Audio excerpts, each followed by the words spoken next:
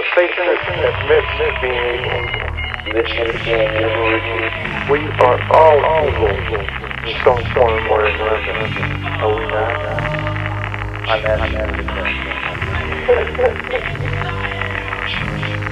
Yes, I am. Believe me, if I started murdering people, there'd be none of it left. It was easy. Uneven, so wicked. So definite. You could feel it in your soul.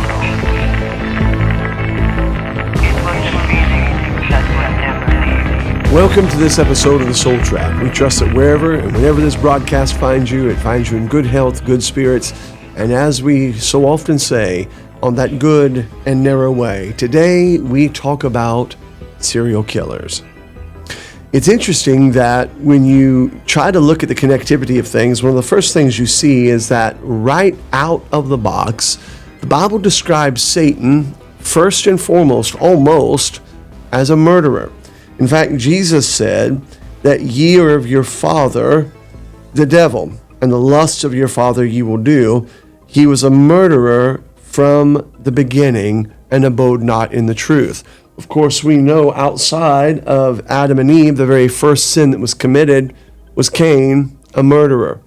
And so it is very, very interesting that there is and seems to be a spiritual connection between the concept of murder and Satanism, demonism. And I'm not just talking about murder in the heat of the moment or premeditated murder or all of those kind of surface things that we would think about. We're talking about serial killers, the serial murder of one human being towards others.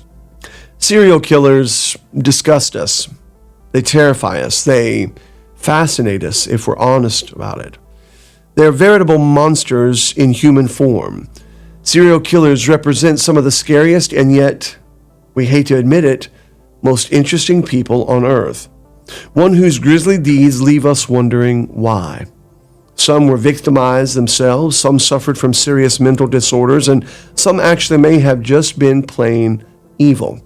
Whatever the psychological makeup of these murderers, serial killers, and their stories are filled with a kind of macabre and shocking element that always leaves us coming back for more, even if we're chilled to the bone.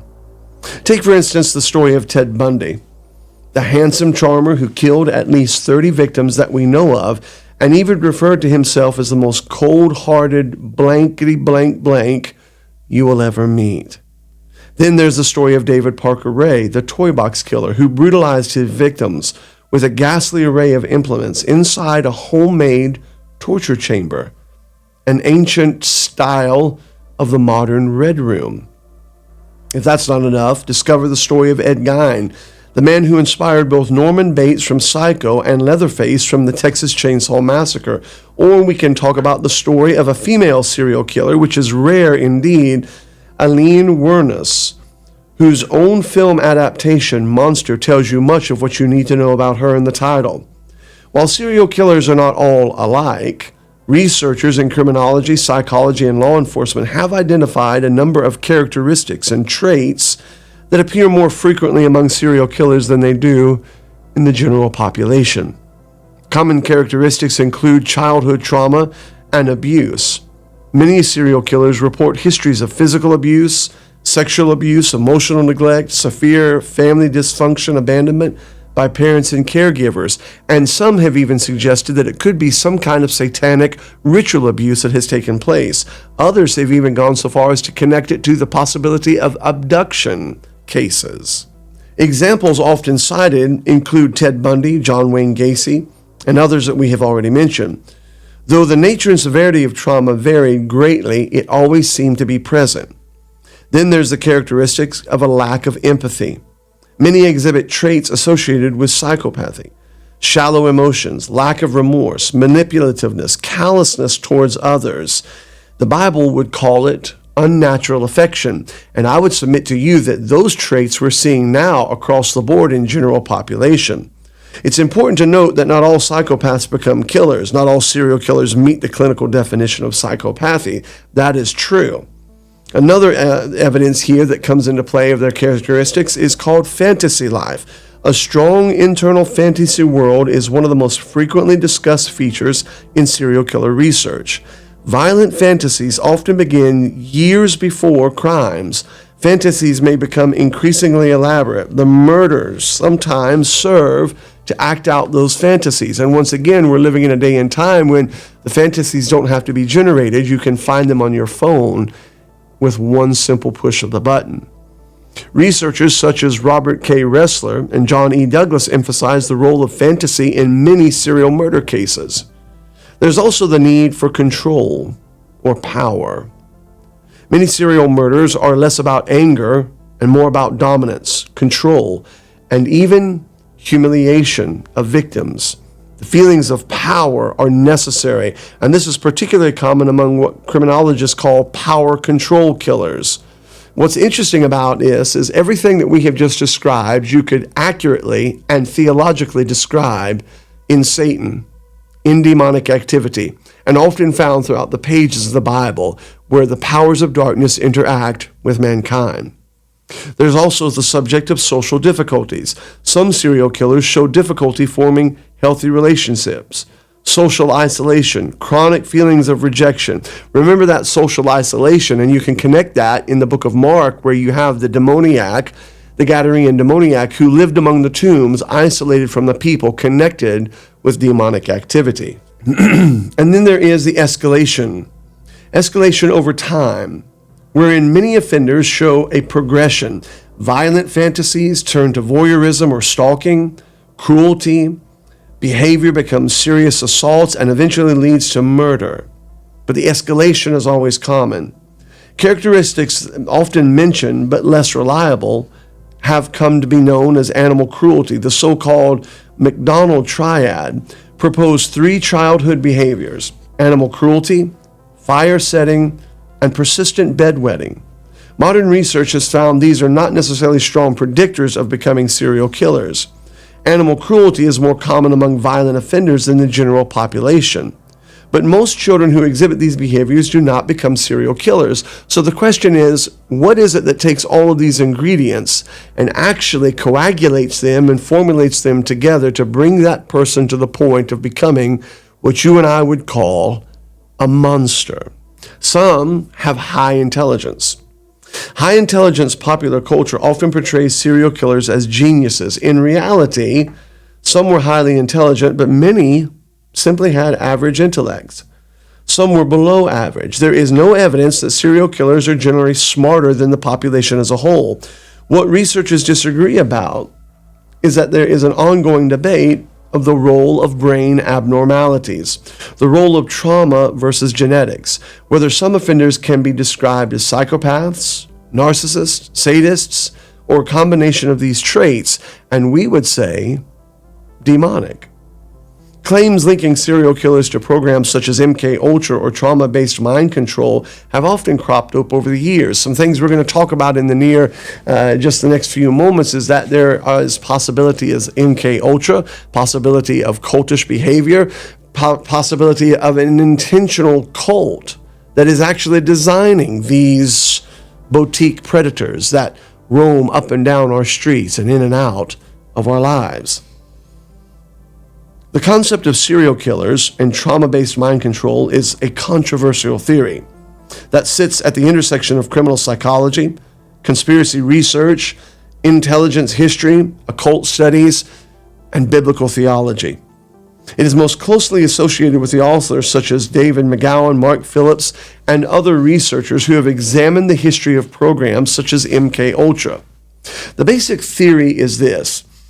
It argues that some serial killers may not have acted entirely on their own free will, but were instead created, conditioned, or manipulated through extreme trauma and psychological programming. Now, before we dismiss that, let's not forget the history of Ted Kaczynski. Ted Kaczynski, we know, was involved in a psychological trauma-based program at a nationally known college. In other words, were the ingredients there for him to be what he was? Absolutely. He was not necessarily made to be what he was, but he was formulated, organized, instigated, and pointed in the right direction. The foundation is that trauma creates dissociation. The theory begins with a real psychological phenomenon. For instance, severe childhood trauma can sometimes produce dissociation, where parts of a person's consciousness become compartmentalized. Now, it would be interesting, and I don't know that we have any real theology on this. I don't know that we have deep detail from the Bible on this, but it would be interesting to note that somewhat, I believe, is what happens with demonic activity. There seems to be a compartmentalization of the actual person's consciousness. It's also interesting that Hollywood picks up on this. In a recent, very, very popular movie, Obsession, you have Nikki, who appears to be, and I don't want to give all the spoilers away, but appears to be inhabited, indwelt, possessed by some being. At moments within the movie and in the experience, her consciousness comes through and she's crying out for help. But there is a compartmentalization. It's interesting to think about, is demonic activity a compartmentalization of the consciousness set aside while the predominant power is taken over by the unclean spirit? The second question would be, B, could that be produced? Is MK Ultra, are some of these projects not just simply psychological projects, but at root theological projects? The actual intentional ability to divide, to split, to shatter a person's consciousness, and to create space, to create an environment in which the infilling of evil spirits could more readily take place.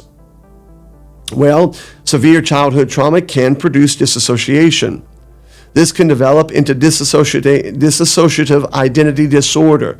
Advocates of trauma-based mind control argue that repeated abuse can fragment identity. Fragmented personalities can become more suggestible.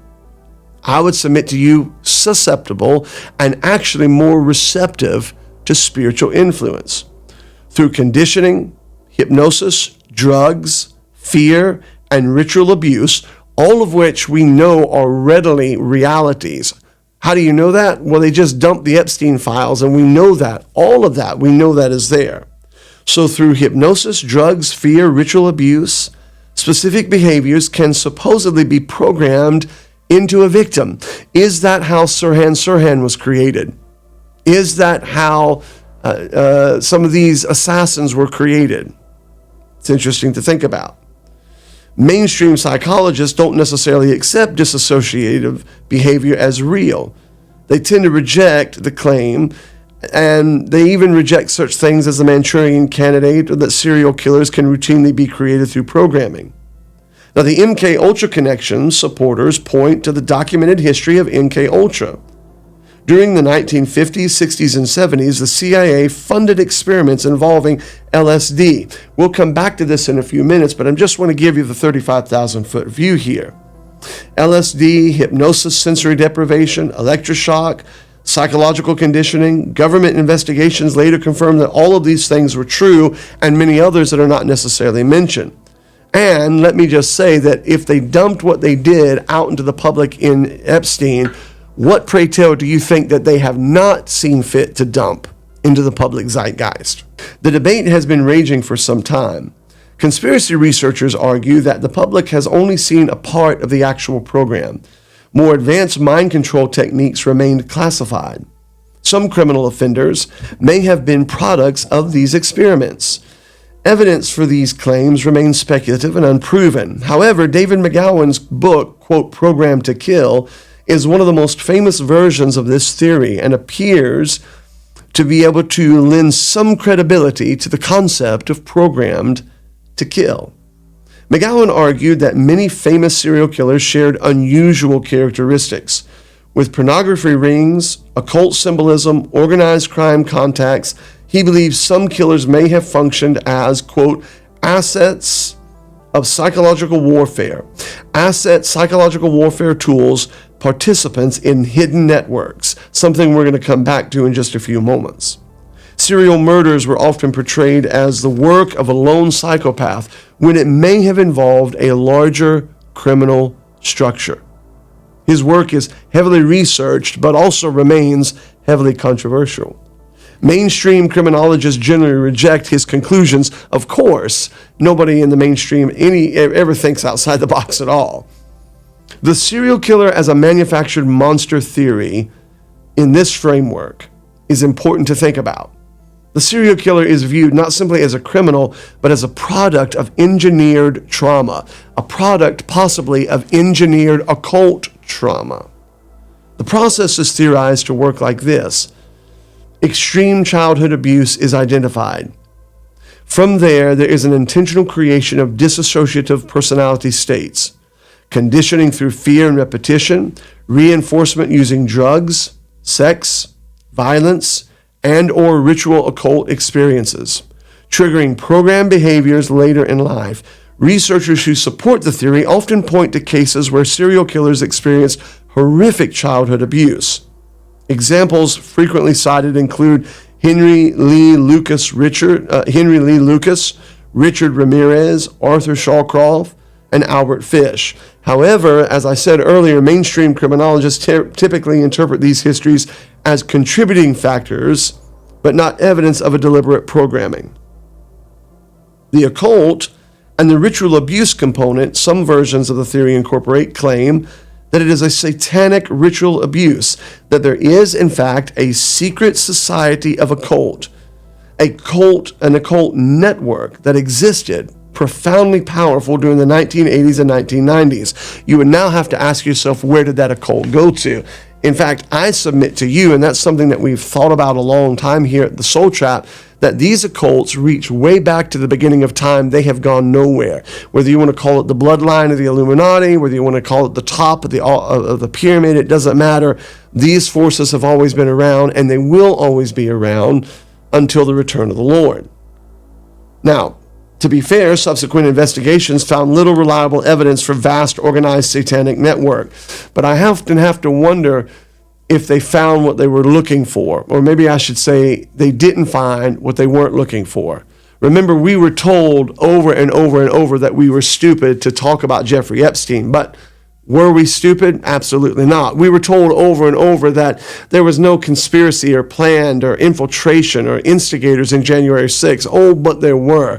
We were told that building number 7 came down just like normal because it was on fire, but it didn't. I mean, over and over and over, the conspiracy theories are no longer conspiracy theories in the main.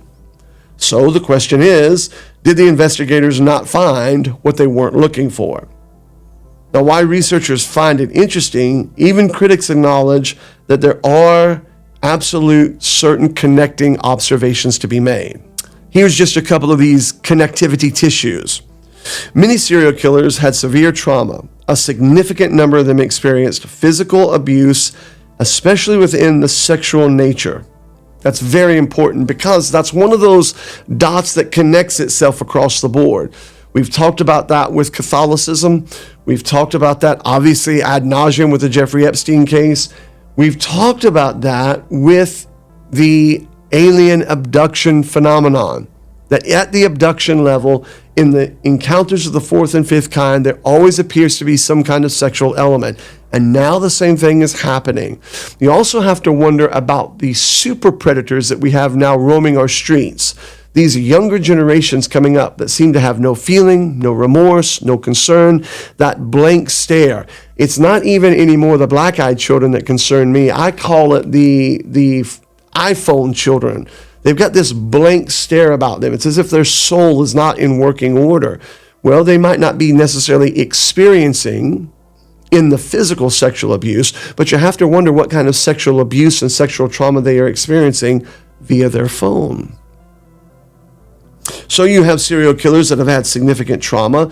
You also have intelligence agencies that really did do mind control work, like ENK Ultra, and on and on. Some cases involve unusual connections. Researchers continue to debate certain cases involving organized crime, corruption, witnesses, inconsistencies, and the possibility of accomplices working together. Now, there's no verified evidence that shows the serial killer was intentionally programmed by intelligence agencies. Human behavior is far less controllable than the theory assumes, and that may be true to a degree. But it also makes you wonder if a door was opened that they were not able to control. We're seeing that with AI. Extraordinary claims often rely on circumstantial connections, and we have to admit that. Many cited cases can be explained through conventional criminal psychology. The mainstream view is that serial killers arise from a complex combination of genetics, personality disorder, neurological abnormalities, childhood trauma, environmental influences, rather than an organized, mind-controlled satanic cult. The broader cultural connection, the theory connects to several related ideas. Now, the other side of that is that there does seem to be a broader connection.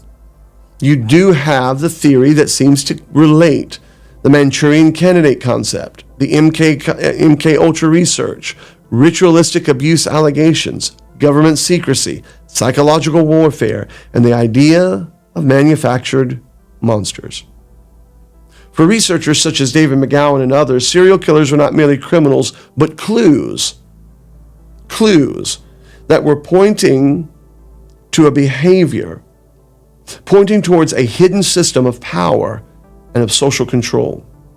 For mainstream scholars, the same evidence points instead to the tragic effects of trauma, mental illness, and criminal behavior without requiring a conspiracy. In short, the theory of serial killers and trauma-based mind control proposes that some murderers may have been deliberately conditioned through extreme abuse and psychological manipulation, potentially linked to the intelligence world and or occult networks. And you would have to say for a minute there that it's and or. In other words, it's not necessarily just intelligence world, the military world, the black ops world, the skunk works, and occult.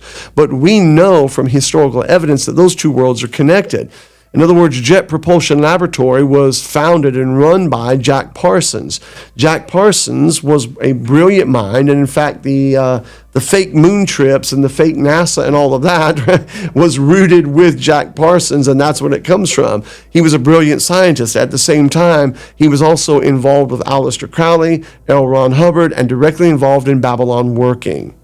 The two have always gone together, military and occult. Military and occult, you see that with Babylon and you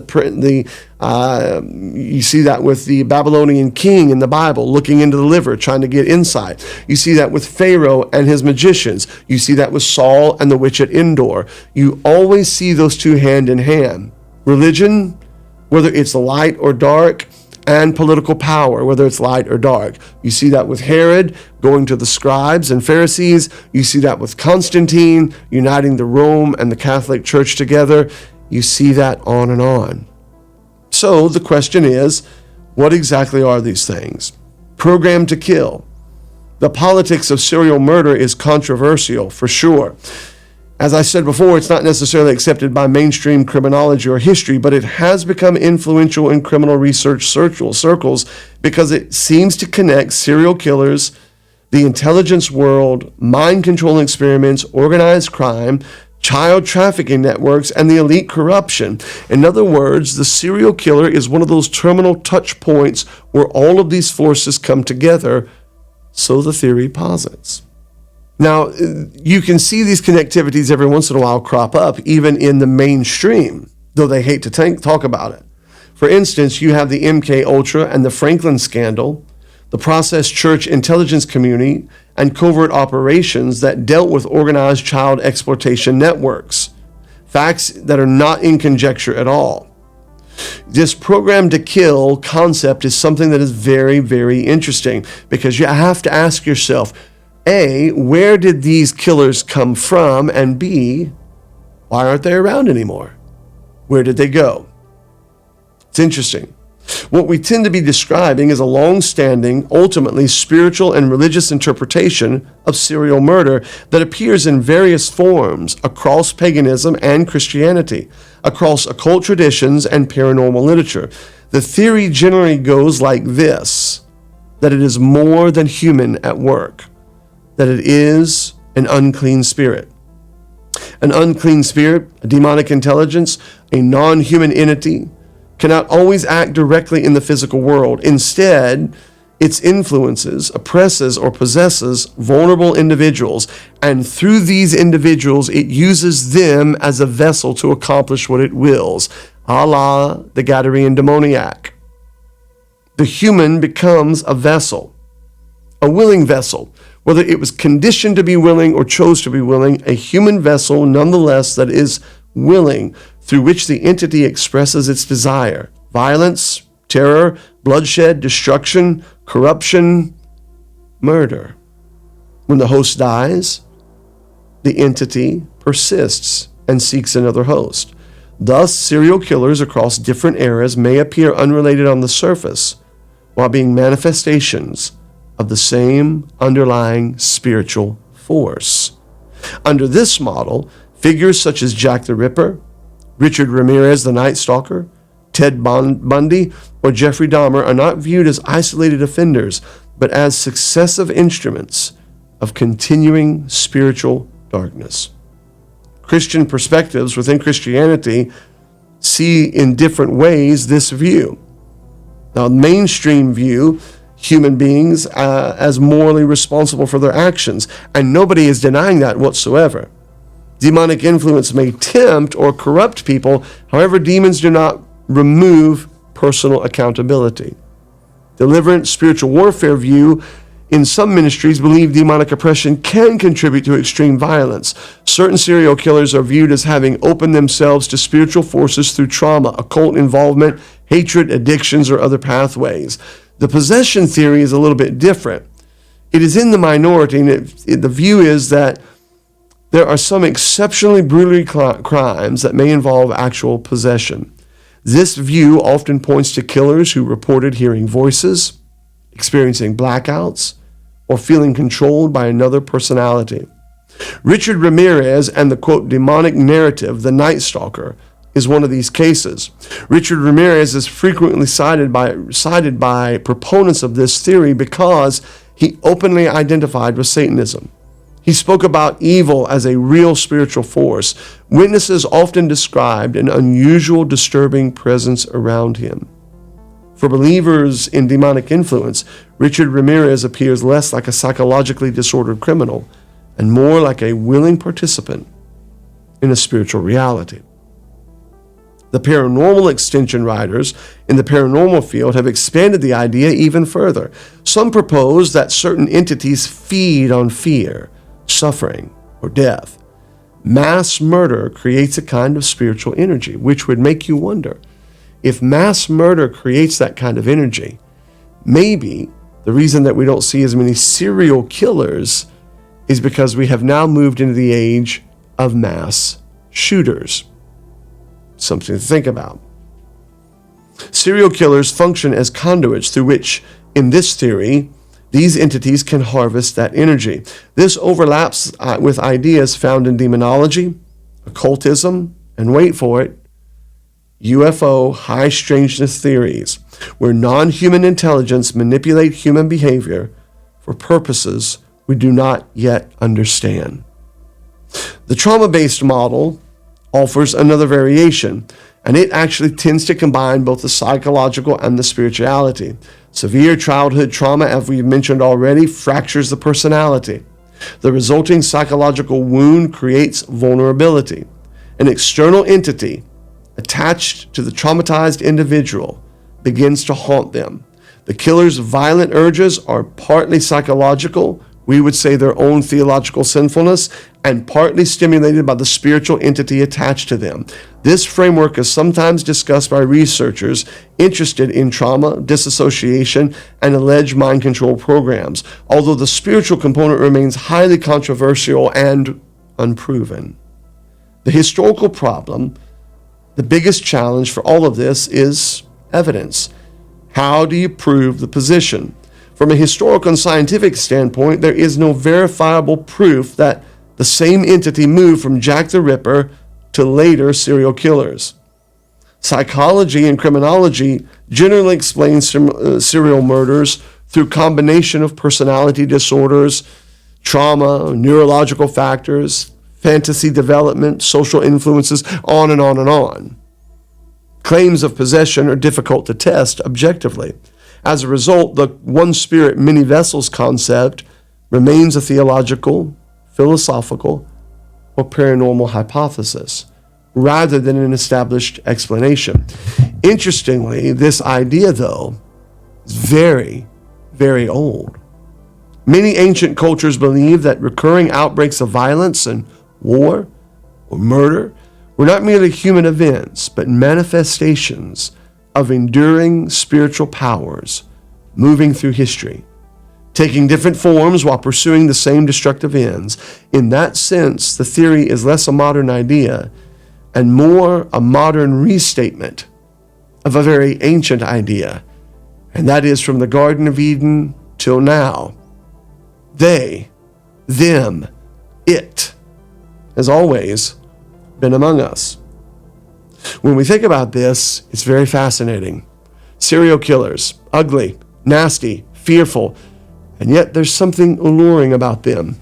And isn't that exactly what Satan is? Scary, wicked, evil, and yet fascinating. What is it about serial killers that draws us in? Let's talk about that just a little bit. Whether it's MK Ultra, trauma-based, psychological, it is a fascinating study, and it's one that once you pick up, it's very, very hard to put down. Kevin, we have talked about this before. This is one of those shows where we get a little nervous going down the rabbit hole here, but if you had to put your finger on it, I mean, there's different ways to look at this thing. You can look at it as strictly demon possession. You can look at it as strictly a psychological break. If you had to guess and put your finger on it, what are we talking about when we talk about the serial killer? And there's a lot of layers to the thing. But what are we talking about? I think, a lot of times people try to put it has to be this or it has to be that. I think instead of either or, it's and. Either or, it's and. I think it's more of a process that's been proven over time that just gets repeated over and over and over again with different participants. Interesting. Same people behind the strings, same people behind the scenes pulling the strings, but just different people. You go with the MK Ultra, you can see the links to MK Ultra and even Ted Bundy. Ted Bundy went to he was in Utah. He was in these areas where CIA was operating MK Ultra at these universities. He's a psychiatric student. He was there, so he most likely participated in some of these trials. But you can trace this down, not just with Bundy, not just with Berkowitz, not just with Manson, but you can trace them. They all kind of have the similar characteristics of each other. It's almost like there's this pattern that whoever they is, have found, and they're able to just keep redoing this over and over again as like a proven method to create whatever they want. Ted Bundy is a fascinating, interesting case, because very good looking, very debonair, very intelligent, and yet go through that just again. And here's the thing that's interesting. We can be accused of, like everything is a Jew's fault. Not everything can be MK Ultra's fault. Right. But when you do the research of MK Ultra, it is a huge program that had multiple tentacles, like the octopus going out. Yeah. And so you pull one thread, it leads you back there. Yeah. They were highly connected with the university system. And we already mentioned Ted Kaczynski. We know that Ted Kaczynski was involved in a trauma-based, it was an intentional design to break him in certain areas. Now, does that absolve him of his behavior? I don't think so. No. But does it make him more susceptible? Yes. Well, the same thing with Ted Bundy. Tell us a little bit, and these are things that we know about him, but if someone says, wait, Ted Bundy, MK Ultra, tell us a little bit about that connection. Well, we know MK Ultra. So Dulles was authorized by the CIA back in the 50s to the 70s to commit these tests, these to erase memories, to modify personalities, to create the Manchurian candidates. So we know that this is fact. This has been released. They didn't even try to hide it. They say it allegedly stopped in the 1970s, but it probably did not. It just kept going, maybe under a different name, under a different project. But they were doing psychological tests. They said the CIA funded over 150 different studies, over 80 different institutions, mostly schools, targeting students, putting them under massive LSD doses that would put them into psychotic states so they could basically control them. So now that gives you kind of what MK Ultra is. Now the interesting link behind that. Now there's no smoking gun that connects Ted Bundy to LSD or to MK Ultra. However, the investigations into this, that they were doing studies at the University of Washington where he attended. So CIA was there doing these studies. So there's a proximity between the known serial killer, Ted Bundy, and his location, and to where they were doing these MK Ultra studies. So as a psychology student, Bundy likely participated in some of these experiments and some of these studies, which is very typical across college campuses. It's a very easy place to recruit people to do testing on. Number one, it's a college student. The stereotypical broke, starving college student will do anything. So they do a lot of these medical testing on these facilities.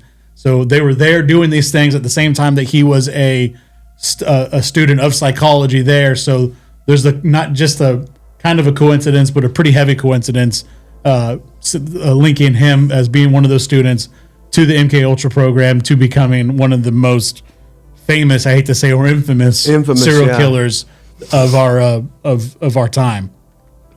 So there's some pretty heavy links there too. And then when you go a little bit beyond MK Ultra into, you said, more of the demonic, the possession, Bundy often referred to as the entity, when he was being interviewed later on, as the entity or as a being that was there, a presence that was there with him. This could have been also maybe a side effect of MK Ultra. Maybe it's more of a ghost that hangs out. You've been heavily abused and used by whatever CIA program, and have these psychological tests done on you. Those things last in you. Yeah. I was saved later in life, and I've experienced psychological drugs going up in my teens into my early 20s, and a lot of that stuff can stay with you, can stay in your system. And imagine if you've been having heavy doses of this stuff, it could be side effects, could be leftovers, but so it also makes you think that, if you are able to, I think it was Aldous Huxley, he used the phrase "the doors of perception," which is where Jim Morrison got the concept of the band The Doors. It also makes you think that if you are born with a natural lock on the door, but the lock is picked, then you are now opening that doorway, and so if you're able to, you might let that person go, but that doorway is now open to the powers of darkness. There's a stickiness there. And it doesn't the Bible talk about that, about in a sense where the entity leaves the person, and then when they come back, they found that it's swept and garnished, and bring with them 7 others or 6 others or something. I'm paraphrasing, or bring with them other, and it becomes worse now than it was before. So you wonder about that if you think about that. So if you have a person who is the doors of their soul are picked, the lock is picked and the door is open, and then the government shuts the door and says, okay, well, we're done with you now. They shut the door, but they weren't, now they're not able to lock it. The entity now is able to come back, but it's with full force. Yeah. And what's fascinating about the serial killer is that, and again, we have to be careful. I don't want to get into the gory details, but the serial killer is a mixture of, it's a mixture, I think, of 3 things. It is a mixture of death, extreme death. It is a mixture of extreme gore, and pain, and it's a mixture of sexual perversion. Right. And when you put those 3 together, it's not that I don't think that humans can do that. The heart is deceitful above all things, desperately wicked. But there's just, man, it's like at that point, it is the absolute merger of the spirit of the unclean spirit and the spirit of man together. Yeah, no, it's wicked, it's disgusting, and like I said, it's almost a pattern that you see over and over and over happening again with different ones. Just like you stated earlier, there's a lot of signs that point to a lot of these serial killers have these similar things that happen, an obsession with fire or obsession with animal cruelty, and things like that, they have these similar characteristics that link them together. And a lot of these serial killers have a lot of these same things that you can almost just take the names out of there and just link some of these and vaguely describe some of the things that they do and some of the witnesses and things like that. And you can almost just plug any serial killer into that, and they fit that same maybe their motive and their means that they commit these crimes are different, but they almost like follow a template. A lot of them talk about that second man that was with them. Yeah. Which again, you don't have to say it was MK Ultra or they were coached. It could be MK Ultra and they were coached and they had somebody who helped them out. A lot of them claim having that second man, because if you look at a lot of these crimes, logistically, it would be very difficult for you to commit on your own. You need spotters. You need people to help you. I hate to say it, essentially choose your victims and pick your victims, pick places to dump them, locations. Because a lot of these locations where these crimes happen have actually some pretty significant satanic ritual significance to them. A lot of them fall where cults will use ley lines. A lot of if you can look at different maps of where murders have taken place, they fall on very significant cultish areas. So there's like some sort of weird connection there, which logistically to plan some of these things may be kind of difficult for you to do it by yourself. So let's talk about that. And let me just give you some data here, some information. The idea of a serial killer referring to a second man comes up with several different contexts, and it's one of the reasons serial murder cases often attract speculation. Mm-hmm. The first low-hanging fruit on this is claims of an accomplice. Some serial killers have claimed that there was another person involved in the crimes. Sometimes this turned out to be true, sometimes not. Now, examples of this are like Dean Corll, who had two known accomplices, David Brooks and Elmer Wayne Henley. Corll likely could not have committed all of his crimes in the same way without assistance. You'd have to read that to figure that out. I don't want to do that right now, but yeah. Another one is John Wayne Gacy. That was the guy, I believe he was the clown guy. What a freak, man. Yeah. What a freak. But it's interesting, too, that I've often wondered if, what's the clown on Stephen King's It? Yeah. I've often wondered if he patterned that after that. But nonetheless, John Wayne Gacy has long been the subject of speculation that others may have known more than they admitted. Some surviving witnesses, and this is interesting, reported hearing other voices in the house, though no accomplice was ever convicted in the murders. So I remember years ago hearing of a pastor that viewed a recorded demon possession, and that there were multiple voices. Now, whether or not this is true, I don't know 100%. But the person told me that there were three demons in this individual. One had an American accent, one had a thick French accent that you could barely understand. I'm French! Why do you think I have this outrageous accent? And then one had a British accent. The demons. Yeah. Now, are there just other accomplices in the house? Maybe. Are there other entities and beings in the house? I don't know. Then there is Henry Lee Lucas, who's often implicated others and made numerous confessions that later proved unreliable. One thing we do know is that the serial killers are infectious. They're just liars. They lie, which again, they are their father, the devil. He was a liar and a murderer. He's a liar and the father of it. Yeah. Now, the other personality, the second thing, which gets more to what you're talking about, and I think more into the area we are, is that many serial killers have described having feelings driven by another part of themselves. From a psychological standpoint, this would be called the other personality, an alter ego, a dark side, a voice. We all have that. You know, when I'm sitting in traffic, I have the one side of me that says, be patient. I have the other side of me that says, I could drop a nuclear bomb on this road right now. We all have that kind of thing. Yeah.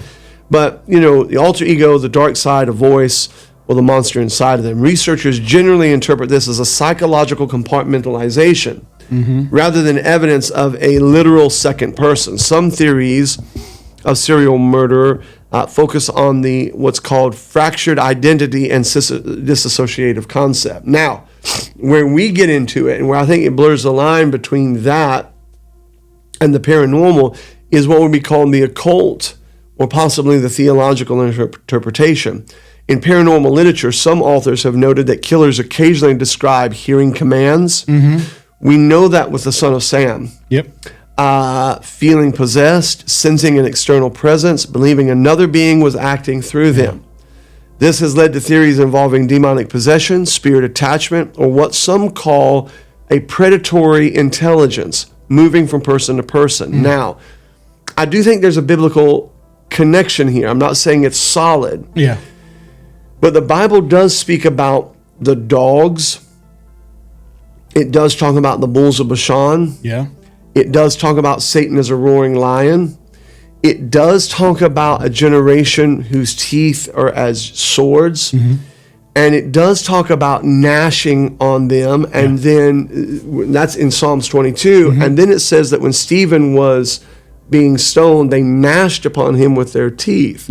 So some type of predatory thing. We also know that there appears to be a strong case made for cannibalism in the end times during the tribulation period, and that has certainly been the case with pagan satanic rituals across the world. So, you know, whether it was that, I don't know. The other one is the unknown second man theory. There are cases, some unresolved serial murder cases, which feature a witness, and the witness reports a mysterious second man. Another person seen near victims, driving, helping transport the victims, sometimes an unidentified companion being present. Now, Bundy had that. Bundy, okay, we'll come back to that. Because that is, again, we're looking at connections. You see that in the UFO lore. What you will have is somebody in a case study, and they will be under hypnosis or direct inquisition, be talking about inquisition, no pun intended, investigation. They'll be talking about being there and the quote-unquote grays around them, but then in the room appears to be usually a Nordic white, blonde hair, blue-eyed, really, really tall, or a reptilian, same thing, that seems to be in charge, watching and observing what's going on. That seems to be something similar to this right now. So the recurring pattern that comes up with serial killers, that you're really not going to get on Mindhunter, but the recurring pattern is they had accomplices, they were controlled by another personality, there was a manipulation by an intelligence, or they were influenced by something spiritual. That's what we're talking about when we talk about this. So that came up with Bundy. Tell us about that. Bundy said that he had the entity that would drive his compulsions to do what he did. But there was, the second man. There's witnesses here, like on the day that Janice Ott and Denise Noslin disappeared. Witnesses saw Ted approaching the women, but some accounts mentioned a second man that was sitting in the car or hanging in the back that was always with him. Somebody there. They say that when he committed the murders at FSU, that the brutality of the attack there, said there had to be somebody else involved in that to at least keep watch, to stop, to allow him to keep doing that. So there's a lot of times there's a connection. There's the second man, which again, it's not either or. It could be, if you kind of put everything in a sequence, MK Ultra leading them along. A lot of time these, what's the name? Tyler Robinson, had a handler, had somebody that coached them, and they abandoned them to let them do whatever they're going to do. A lot of these people who commit these crimes, these shootings, they'll claim that somebody helped them, or there's evidence comes out that somebody helped them along the way to kind of set them in motion. So they could have had somebody, recruit them into these programs. They get the LSD and they get these mind control drugs, and then they have somebody with them who kind of handles them and sets them loose and then abandons them. It just could be something along those lines. But they have these, not say, like I said, the second man. They have the entity. They have these just these mind control drugs. But one of the interesting things, I don't know if you want to get into this yet though, but is some of the the cult associations with these, meaning that these are ritualistic killings carried out by elite cult groups. Okay, I do. Yeah. But you brought something up talking about a handler there. Yeah. Which is going to tie that in. But then you were talking about Tyler Robinson. It's interesting that, to me, and I don't want to get too far into this, but it's interesting to me. I have always felt that Tyler Robinson did not act alone. Now, Right. whether it was, I don't think it was the Jews, and I don't, blah, blah, blah. But Lance Twiggs is the name. Lance Twiggs is identified as the partner transitioning from male to female. That is the one that Tyler reached out to, supposedly, post-assassination. And almost in a very weird, strange way, absolved Lance Twiggs of having anything to do with what was going on. But you do have that connection of that trans person thing there. And that's what you have is a very strange sexual connection. You talk about trauma-based sexuality. Sure. Yeah, that's what you have going on there. So you have that connection there. We're going to come back around, but the idea that these are just lone-generated monsters for no reason, that's the problem. That is a hard one to hold water. Yes. Like, for no reason, for the 70s and 80s and early 90s, for no reason, there was just a spate of serial killers. Right. And then, off the grid. They hardly don't exist anymore. Now, some people would say, well, there's more advanced technology and criminology and things like that, and I get that. Right. But, we talked about Theodore Kaczynski and the connection with possibility of ENK Ultra. He attended two universities, Harvard University when he was just 16 years old because he was a genius, and then University of Michigan. Here's the thing. Let's see here. When Kaczynski arrived at Harvard, he was only 16 years old. During his sophomore and junior year, he volunteered for a psychological study led by Henry Murray. All right? Murray was a prominent psychologist who had previously worked for the precursor to the CIA, the Office of Strategic Services, the OSS. Do you know who was at the head of the OSS? Dulles. Oh, there you go. By the way, do you know who was part of the Warner Commission that absolved that there was any kind of conspiracy? Dulles. Yep. Do you know who was JFK's arch enemy because he wanted to disband or limit the CIA? Dulles. So what they did, they were found out in the laboratory with Kaczynski, is the sessions were intentionally stressful, filmed and recorded, repeated over time, having participants watch recordings of themselves being criticized. I mean, it was it was really, really, really weird stuff. Yeah. So that's the thing. I mean, were these guys was it just a season in America where all of a sudden these guys are cropping up? Or I'm not saying it was that, but Right. Is there something else? Here's the possibility that we haven't talked about, that is not talked about a great deal. But what if there was a network producing, guiding, directing? Tell us about franchise serial killers. Yeah, that's where you have this very fringe, but very weird and very there group. Now, back in the 70s, 60s, and 70s, they were called the Process Church of Final Judgment. And they were a sophisticated hierarchical cult. They had black houses across the United States, including New York, California, South Dakota, that this author, Maury Terry, wrote a book in the late 80s called The Ultimate Evil. And according to Terry, this group didn't just commit murders, random murders, that these were ritual hits designed to create a climate of fear and chaos. So that essentially these serial killers, and this is his theory in his book. Now he focuses his book on Berkowitz, on his murders in New York City, that he was not a lone gunman, that he had help. But you could really take this and use this as a template and put any serial killer in this, and it fits almost perfectly. that these murderers, these serial killers, are just a visible arm of an invisible body that is taking place behind the scenes. And it's pretty interesting. And some theorize that Bundy and even Manson was part of this. And Manson has a pretty there's not a real clear line from Bundy to this Church of Final Judgment, but there is a pretty clear line of Manson to them as well too. So you can see if Charles Manson and his family has a link to this, Berkowitz has a link to this, and they've gone by a new name now. And something that you brought up in the beginning of the episode really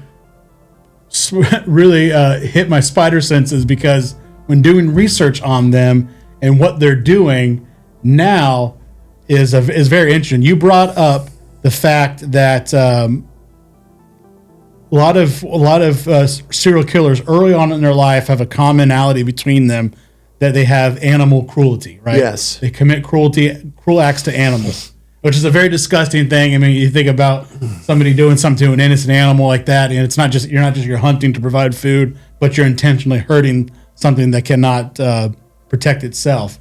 Well, what this group has done now, they've gone through some branding changes. They've changed their names throughout the years. They kind of since abandoned their religious view of it, and they've switched over now to more of a animal cruelty shelter. So they have one of the most well-respected no-kill shelters and sanctuaries in the United States, and their main thing is taking animals and rehoming them from cruelty cases and rehabilitating them, almost as if they are finding new prospects. They're looking at finding, this child or this animal was brutalized in this home, and now they are leading investigations into these homes, and they maybe recruiting these people, finding themselves positive candidates to commit these crimes even further in the future. So it's interesting, and that's the problem, or the challenge. There's always these, not sometimes stronger than others, but these connections, these intersections of military, of psychology, of this and that. You mentioned Charles Manson. You talked about that. Well, we've talked about this before. Peter Levenda, in his book, which I think is a key book, called Sinister Forces, he talks about. He does a whole section here on Charles Manson. The 1938 film Boys Town starred Spencer Tracy as Father Flanagan and Mickey Rooney as one of his toughest challenges. Mickey Rooney, it is difficult to picture Mickey Rooney playing Charles Manson, but anyway, there's a real connection there. Let's see here. Let me just read a little section here, talking about Charles Manson's background, to see if you can pick up some of the connections. While his aunt had visited the camp and told the board that she was willing and able to provide a home for Charlie, he's very young at this point. He managed to ruin his chances of an early parole by sodomizing another boy while holding a razor blade at the edge of the victim's throat. He was transferred to the Federal Reformatory at Petersburg, Virginia instead. While there, he was deemed very dangerous and sent on to the Federal Reformatory of Chillicothe, Ohio in September. All right? He writes, one wonders what subterranean forces were at work that day. Chillicothe is, of course, the center of the American Mound culture discussed in the last chapter, the American Mound. September 22nd was the autumnal equinox, one of the important astronomical dates around which the ritual mounds were designed. A month after his transfer, he suddenly became a model inmate. So he's sodomizing people, he's violent, then all of a sudden he gets transferred to this particular place.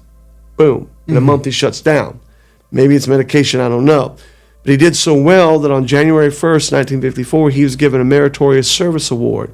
Then on May 8th of that year, the same year, it is believed his father, Colonel Scott, died. He was paroled back to McMahon and the site of the Grave Creek Mound to live with his mother. From mound to mound, at this time he was 19 years old. It is a mystery what happened. And this is what Levenda writes. It is a mystery what happened to Manson in Chillicothe, that he suddenly became studious. He was still illiterate when he was transferred there. learned to read and write and do simple arithmetic, mellowed out, and became a star prisoner. His psychiatric reports were all negative up to that point. Even during the first month of Chillicothe, the doctors were despairing of him, believing that he needed a closed environment and not the relatively open ambience. Then suddenly Manson became a different person and maintained that identity for over a year and a half until his release. That degree of conscious control, especially in a disturbed, uneducated, illiterate, violent criminal, sodomite child of an unmarried alcoholic mother, is suspicious, if not alarming. Was Charlie, quote unquote, helped by someone? According to Manson himself, in his own words, I stopped thinking in 1954. Now, when you read that and you start thinking about that, obviously that the Process Church, these connectivities there, he and I don't know if you would call Charles Manson a serial killer, but he has always maintained his innocence.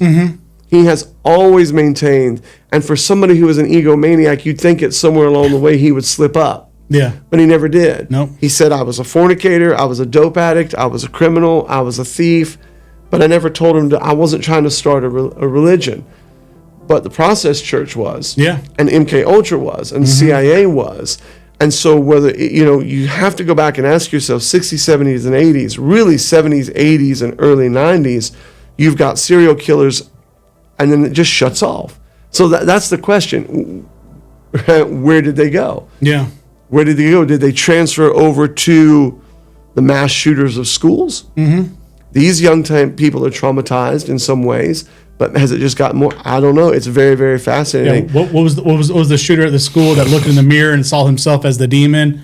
That was basically coaxing him into do those things. Yeah, I think the Parkland shooter. Yeah. I think there's actually audio. Hang on just a second. Let me look at something real quick. Okay. Yeah. Okay.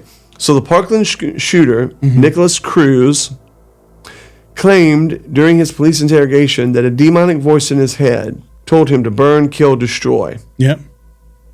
This heavily publicized confession footage and associated transcripts were released by Florida prosecutors, explaining to a detective that the voice had instructed him to commit the violence. He told Broward detectives, referred to as a demon, had been telling him to do things for years, specifically told him to buy an AR-15. And Cruz talked in detail about a voice or demon in his head. Well, what does it tell you to do? Burn, kill, destroy, Okay, burn, kill, destroy what? anything. What's going on? What's going on today, bro? The demons, man. Demons? Voices. Yeah, no problem. Voices and demons? Where's the voices? Guy that's looking in the mirror and he's drawing what he's seeing. Yeah. He's drawing what he's seeing. The question is, what did Ted Bundy see when he looked in the mirror? What did Jeffrey Dahmer see when he looked in the mirror? I mean, what were they seeing when they looked in the mirror? Yeah, it's not just an isolated, incident with one killer or this killer.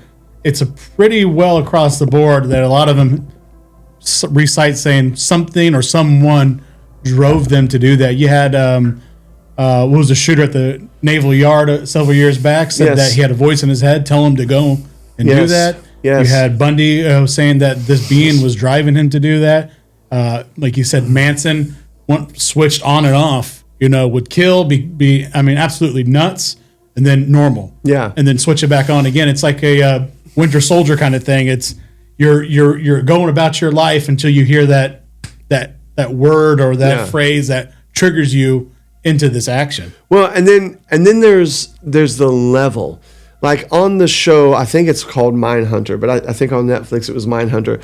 I can't remember the guy. He's got horn-rimmed glasses, killed his mom, violent. He killed his mother and then committed unspeakable sexual acts to the corpse. Now, you tell me, where does the line draw between just how wicked a human being can be? And where does the line draw between demonic possession? And the question becomes, here's the phrase maybe we should be asking. Is there a point where it ceases to be demonic possession and it becomes demonic collaboration? collaboration. The heart of man is wicked. And when you take a wicked heart and it begins to collaborate with an unclean spirit, you got a mess on your hands. Yes. Like I'm just thinking, looking back, I was trying to find it, John 10, when it talks about what did the thief, what does the thief come to do, to kill and maim and to kill, steal, and destroy. Yeah. It's exactly, seems like the same motive. They all have the same motive. It does. Yeah, like it's the connectivity spirit behind it. It's the connectivity there. And so that's where it starts to get really, really dicey. And I think that the question now that I'm posing, and this is maybe an episode for another time, but I guess the real question is, can you take something from an individual level and then begin to, isn't that what we all talk about in business? How to take a model and make it scalable. Yeah. So I don't want to just make one bespoke suit for a client. I want scalability, to use that illustration. So I want to be able to make it for 100 and then 1,000, and then I want I want to franchise that out, and so I want to populate the market with that. And if you think about Satan and you see the merchant and the love of money and his connectivity of all of that, you think about the scalability of evil. Have we moved from, this is going to sound real weird, have we moved from test cases of absolute callousness, no consciousness, and collaborative work with the powers of darkness in an individual, has it now become scalable? And that's what we're seeing with these teen takeovers. Yeah. They will beat you down and kill you, and no remorse. No problem whatsoever. Yeah. Is that now been injected into a generation which is warned about in Proverbs? Is warned about, and I got to find it because it's right here. But Proverbs warned us about that. He says, there is a generation that curseth their father and doth not bless their mother, where we talk about child-based trauma. There is a generation that are pure in their own eyes and yet is not washed from their filthiness. That's compartmentalization. There is a generation how lofty their eyes and their eyelids are lifted up. They're very prideful, very arrogant. There is a generation whose teeth are as swords and their jaw teeth as knives, to devour, walking about seeking whom we may devour, to devour the poor from off the earth and the needy from among men. Yeah. It's not just individualization, it's generalization. It's a generational now that we could be facing. Yeah. I guess you could see the transition from the 70s, 80s, and 90s and the prosperity in America coming in, and the having, the mother and the father both working to build this American dream. And you can't have the children in the home, you got to put them in the school system. And now you're seeing the fruit of that, and the school system turning on the families itself, the same families that basically the tax dollars go to feed it, the children go to populate it.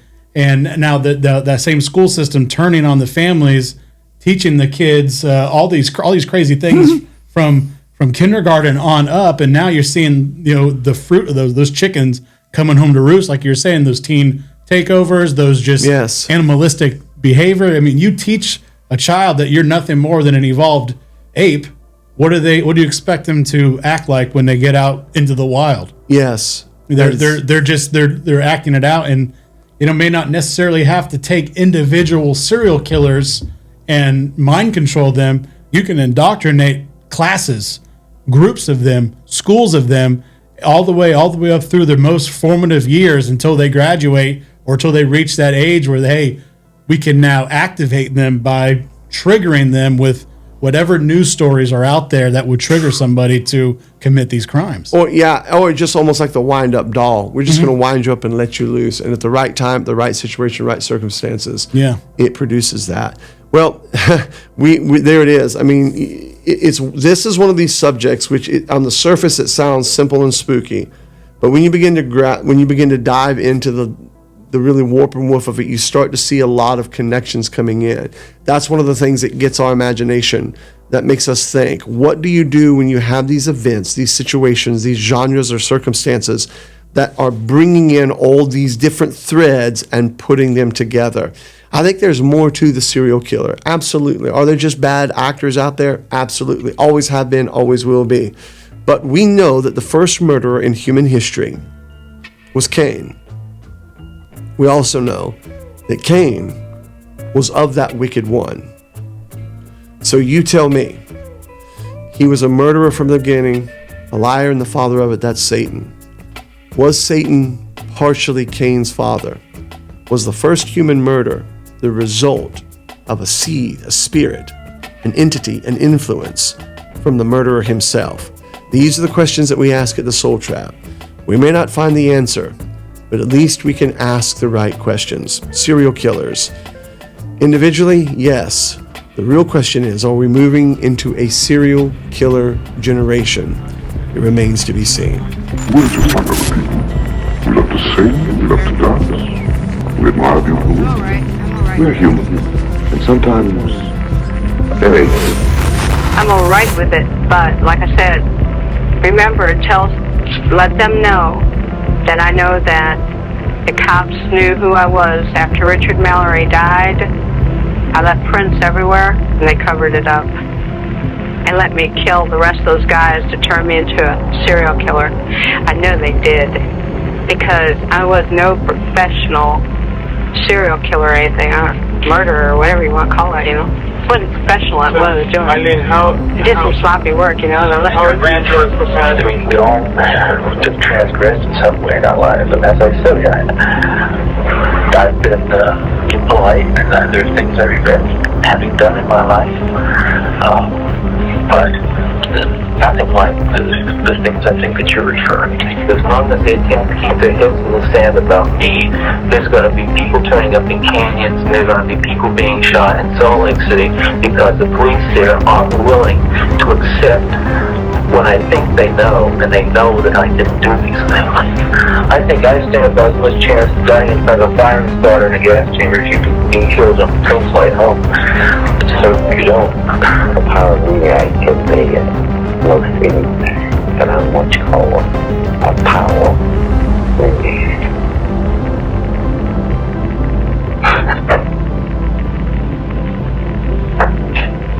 I like to see a whole city burned down. A whole city.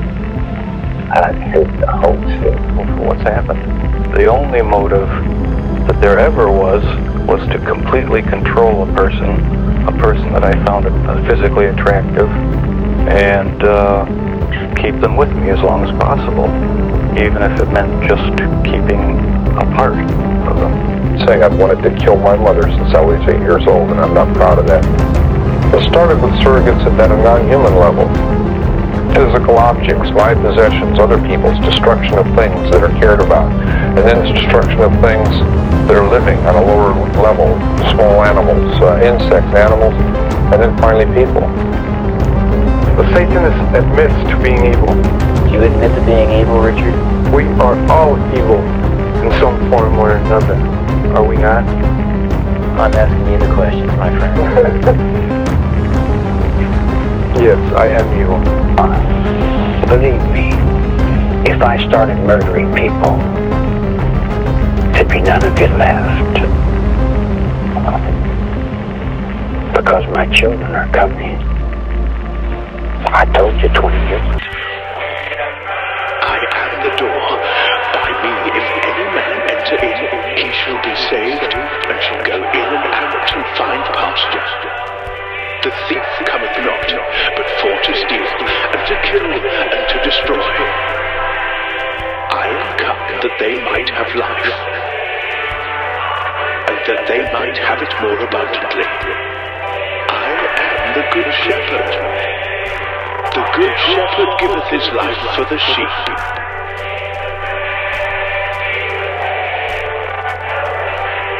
I am come that they might have life,